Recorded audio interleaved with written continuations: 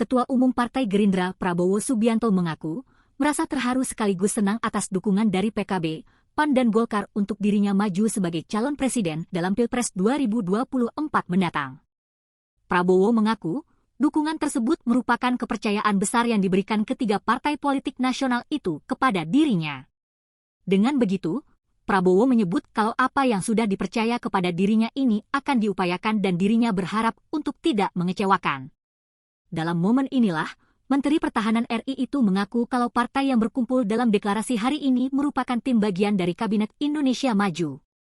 Adapun tim yang dimaksud merupakan bagian dari pemerintahan Presiden RI Joko Widodo. Kendati begitu, Purnawirawan TNI itu menegaskan kalau Presiden Jokowi tidak memberikan intervensi apapun kepada partai manapun. Termasuk kata dia, Jokowi tidak akan mendikte setiap partai yang ingin melakukan deklarasi dukungan Capres-Cawapres. Sebelumnya, keempat partai politik menyatakan dukungan untuk Prabowo Subianto maju sebagai calon presiden dalam Pilpres 2024 mendatang. Di mana keempat partai politik itu yakni Golkar, Partai Kebangkitan Bangsa, Partai Amanat Nasional, dan Partai Gerindra. Dukungan itu ditandai dengan pertemuan para ketua umum partai politik yakni Airlangga Hartarto, Zulkifli Hasan, Muhaimin Iskandar alias Cak Imin dan Prabowo Subianto.